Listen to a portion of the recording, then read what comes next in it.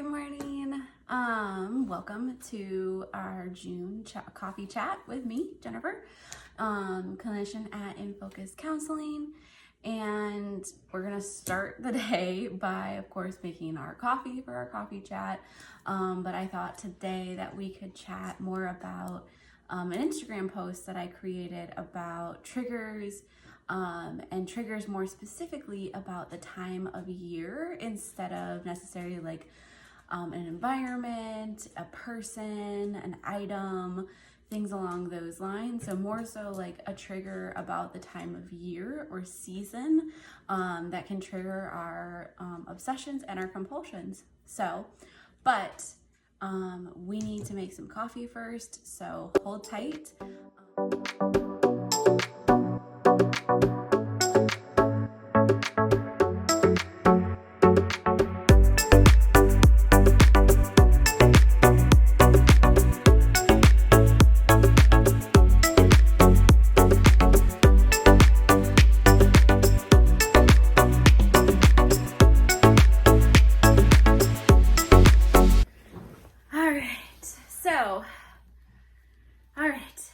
Comfy, we're ready to chat. So, as I said earlier, today I wanted to talk more about triggers for our OCD obsessions and compulsions. And when we think about triggers, we typically think about like situations or items or even people that trigger our obsessions and our compulsions. However, one that we don't commonly think of is season or time of the year. I've been hearing a lot from my clients that as summer was getting rolling, now that we're like relatively halfway through summer, a lot of my clients verbalize that they're worried because last year or even a couple years ago, summer, the season was really bad. Their symptoms were very severe, and they were worried that this summer wasn't going to be any different from last summer or the summer before that they're thinking about. And they would have heightened anxiety just because of the time of year or the season that was coming up. And so, as I shared earlier, I had done an Instagram and Facebook post on time of the year being a trigger and some tips and skills that could be helpful for when these types of triggers come up, because they're a little bit different than an item being the trigger or a person or an environment or a situation being the trigger. So I thought it would just be helpful to kind of follow up that post to chat about how to handle what these types of triggers and why they're a little bit different, and how to handle them could be helpful. Sorry. My dog is playing right next to the camera and making it wobble. So as I was sharing, it could be I feel like times of the year or seasons that typically I hear about with my clients are going to be around summer or winter are two of the bigger changes in season, and also taking into consideration changes in routine or schedule. For example, summer, there's a lot more activities that you can do outside, summer vacations, things along those lines can cause heightened anxiety around the season.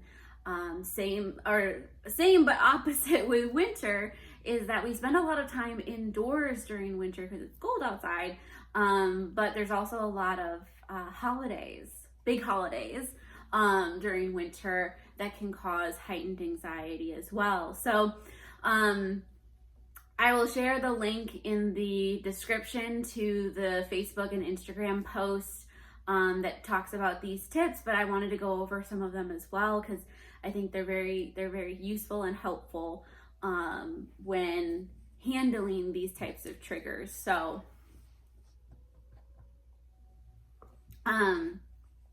so the first one I wanted to talk about is elements of self-compassion. And I'm a big supporter and advocate that self-compassion can be helpful in any situation. But as we're talking about in the sense of triggers, self-compassion can be helpful to just make room for what you're feeling, and that what you're feeling is valid. As I shared earlier in an example, client is remembering a past difficult time in their life, and it was really scary. It was hard. Lots of confusion, lots of frustration, lots of loss in self-confidence and hope that they were ever going to feel better or even understand what was going on and why they were experiencing what they were experiencing. So adding in an element of self-compassion can be really helpful in validating with what is naturally coming up. So I definitely highlight that piece of self-compassion. The other component that I think is helpful with self-compassion is being able to recognize the differences between where you currently are in your mental health treatment, your OCD treatment, and also where you were before you began your treatment journey, and just making room for self-compassion in the past tense, that what I went through was really scary and hard and difficult, and I felt lost even. And what I'm feeling right now is worry. I'm scared. I'm worried that I'm going to struggle, that I am struggling, or that I will struggle. So I always like to combine, as I said, I'm a huge advocate of self-compassion in usage any part of our lives, whether we're struggling with mental health, OCD, or anything. I'm a huge advocate. I feel like everybody could use more self-compassion in their day-to-day life. I could use more self-compassion in my day-to-day life. So but I also like to pair self-compassion, of course, with acceptance and commitment therapy. And for our discussion today, accepting that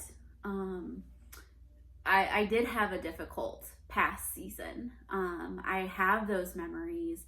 And as we've talked in some of my other videos, risk tolerance with acceptance and commitment therapy, also with exposure response prevention, risk tolerance, that there is no guarantee that this summer, next summer, 5 summers from now won't be a difficult summer, that I could have another difficult summer. It might not be exactly like the past summer that I'm remembering, but it could also be difficult.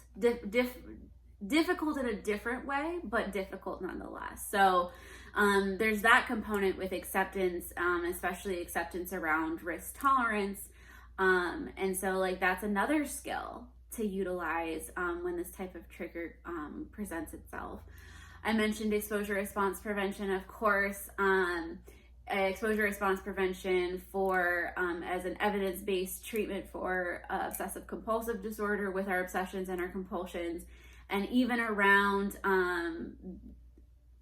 seasons, times of year, and it could be, and I would suggest, side note, work with your trained therapists in OCD and ERP to specifically come up with the exposures that are going to be most beneficial for you and your trigger and your fears and obsessions and compulsions that are coming up. But for the sake of our discussion right now, an exposure that I'm thinking of could be, leaning into an event, a similar event that you participated in the difficult season, almost like repeating it this next season as well. So for example, if you remember attending a concert in the past season or past summer, and not necessarily to say that the concert was difficult, but I remember that during that difficult summer, I attended a concert. Go to another concert this season, just so that we're like re-engaging with activities of the season. And of course with ERP, there's a build-up process as well. So if it's not immediately going to a concert, it could be attending a small festival or something along those lines, a street performance, anything along those lines, just to kind of continuously engage in activities of the summer, and building up in the anxiety scale. So of course ERP can be most beneficial for OCD triggers during the times of year or season. And then the other one I like to also talk about a little bit with clients, but I would say that there is the warning of making sure to talk about with clients of the differences between utilizing this next skill I'm going to talk about, and also how it could conflict with risk tolerance, acceptance and commitment therapy, and especially exposure response prevention. And the skill that I'm going to mention is thought reframing. So I like to utilize thought reframing with some clients when this type of trigger presents itself, in sort of refocusing around where they're currently at, and also identifying, in the sense of self-confidence building, the skills and techniques that they have learned since the last difficult season. So if I've been working with the client for the last year, last summer was really difficult. We're starting to approach this summer. We're halfway through this summer, I know, because it's the end of June already. Oh my goodness. But as we were approaching the beginning of this summer, touching on the differences, the changes, the skills that they have learned, the progress that they have made over the last year, and that they're going into this summer different. They've made progress. They have new skills that they didn't have last summer, and how they can utilize those skills moving forward through the summer, really as like a confidence builder for the client, just so that they can reground that, like, yeah, things are different this year and I have some skills, and yeah, accepting the risk that this summer might also be difficult, or difficult in a different way, but I also have skills and techniques, and I'm working with a therapist that I trust and that I'm meeting with maybe more frequently because of the season difficulties, or less frequently, and I need to actually request to meet with them more frequently. So as I said, thought reframing, I utilize and I explain very specifically how to use it in my client situations, because it can conflict with the ERP process, and we don't want to utilize it in the sense of reassurance in connection with the obsession. It's really just us rebuilding some more of that self-confidence in the client. So those are some of the suggestions and tips and tricks that I wrote about in the Instagram and Facebook posts. Like I said, I'm going to link the posts on our In Focus Counseling Facebook and Instagram accounts in the description below, so that you can take a look at those as well. But I think that it's important to highlight this type of trigger because it's not commonly talked about. When we talk about or recognize triggers, but it's a trigger just the same as any others. So I hope these techniques and this chat has been helpful for you, or helpful for somebody that maybe you know. Feel free to share and share this video, leave a comment, let me know what you think. Let me know also if there's other techniques or tricks and tips that you've tried with the trigger of the time of year or season that I didn't mention. And I really hope that you have a great day. Thank you so much for joining me on this little chat. I know it's shorter than some of my other ones, but thank you so much for joining me today, and I hope you have a great morning. Thanks.